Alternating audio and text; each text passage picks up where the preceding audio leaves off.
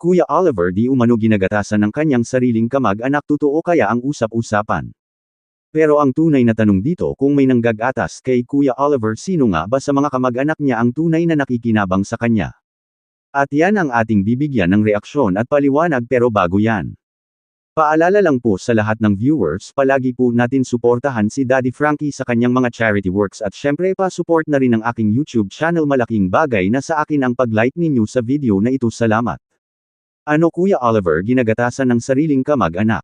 Mga kababayan, hindi talaga maiiwasan sa social media na may mga negatibo ang tingin sa isang tao kahit para sa kabutihan naman ni Kuya Oliver ang ginagawa ng kanyang kamag-anak.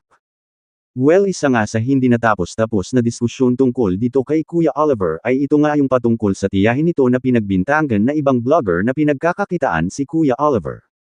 Sa kanyang mga post ay umano ito ng iba't ibang komento, pero karamihan ay negatibo mga kababayan, at narito nga ang ilan sa mga sinasabi ng bashers tungkol sa kanya.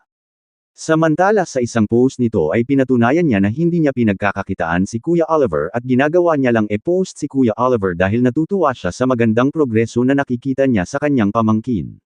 Sinabi niya rin na walang masama sa ginagawa niya, which is totoo naman dahil dapat magpasalamat pa nga tayo na may magandang update kay Kuya Oliver. Para sa akin, mga kababayan, hindi ako naniniwala na basta-basta ginagatasan si Kuya Oliver ng kanyang tiyahin. Hindi natin maaaring sabihin agad na mayroong kumikita o gumagamit kay Kuya Oliver kung wala naman tayong malinaw at konkretong ebidensya na nagpapatunay nito. Kung ang isang kamag-anak ay nagpo-post ng mga update tungkol kay Kuya Oliver, maaaring iba-iba ang dahilan nito. Pwedeng gusto lamang niyang ipakita sa mga taong sumusuporta kung ano na ang kalagayan at progreso ni Kuya Oliver. At kung makikita naman natin na maganda ang kanyang kalagayan at may mga positibong pagbabago sa kanyang buhay, para sa akin, hindi naman masama na ibahagi ito sa mga supporters. Pero naiintindihan ko rin kung bakit may ilang viewers na nagtatanong. Dahil kapag paulit-ulit na napag-uusapan ng isang taong tinutulungan at mayroong social media content na may kaugnayan sa kanya, natural lamang na may mga taong magtatanong kung saan napupunta ang mga benepisyo o kung sino ang tunay na nakikinabang. Ang mahalaga rito, mga kababayan, huwag tayong agad humatol-base lamang sa hinala o sa mga komento sa social media.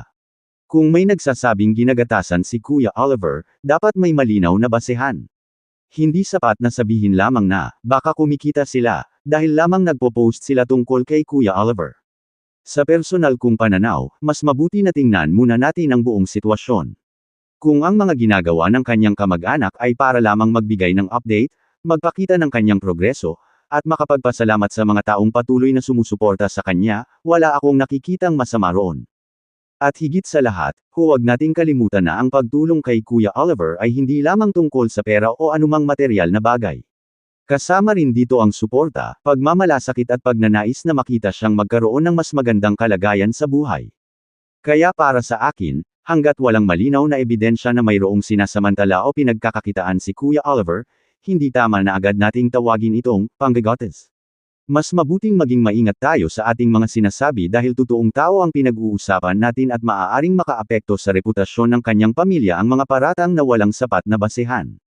Sa huli, suportahan natin ang anumang mabuting ginagawa para kay Kuya Oliver, pero maging mapanuri rin tayo.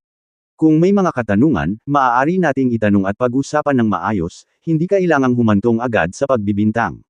Para sa akin, sa ngayon, mas nakikita ko ito bilang isang kamag-anak na nagbabahagi ng update tungkol sa kanyang pamangkin kaysa sa isang taong siguradong ginagatasan si Kuya Oliver.